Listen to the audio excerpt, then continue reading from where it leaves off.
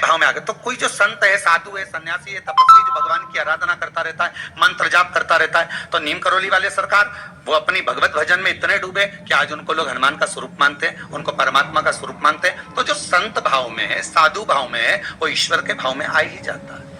अंश होना और अवतार होना अंतर है, क्योंकि इसको लेकर भी एक विमर्श है। तो अंश है या अवतार है? अवतार माना जाए? ये हमारा भाव कहता है। वो तो ईश्वर का स्वरूप कहीं ना कहीं कहते हैं कि घर में अगर एक बेटा परमात्मा का भजन कर रहा है तो घर में भी माता पिता कह देते हैं कि हमारा बेटा तो बहुत भगवान का तुल्य है, भगत है। ये कहेंगे कि प्रहलाद है, ध्रुव है, तो वो ध्रुव तो नहीं हो गया, प्रहलाद तो नहीं, पर उसके संस्कार ऐसे नजर आते हैं। उसी तरह जो संत हैं, साधु हैं, जिनको लोग ईश्वर का स्वरूप मानते हैं, हम कहेंगे कि वो अवतार नहीं है, वो अंश स्वरूप भी नहीं है, केवल हमारे हृदय का भाव है कि ये वैसा कर्म करे हैं, जनमानस का कल्याण करे हैं, तो ये उस संस्कारों के अनुसार ढले हुए हैं, इसलिए उनको हम परमात्मा के तुल्य मानते हैं। हो सकता है यहाँ भी बहुत लोग बैठे हो जो साईं बाबा को बहुत मानते हो, उन्हें भगवान माना जाए या नहीं?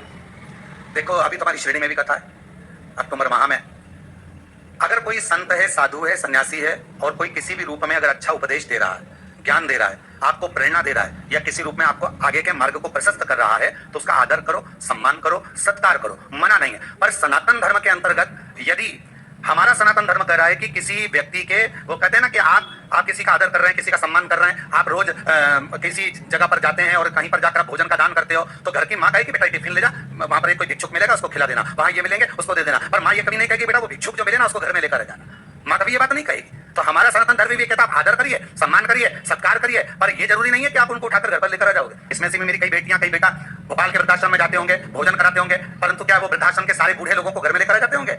नहीं। तो आपका सीधा जवाब क्या है, भगवान माने या नहीं माने? हमारी भाषा में तो आप समझ गए होगे। समझाइए। तो सीधा समझाए तो सही कि आप भोजन कराओ, आदर करो, नमन करो, लेकिन प्रणाम भगवान करो, मत मानो।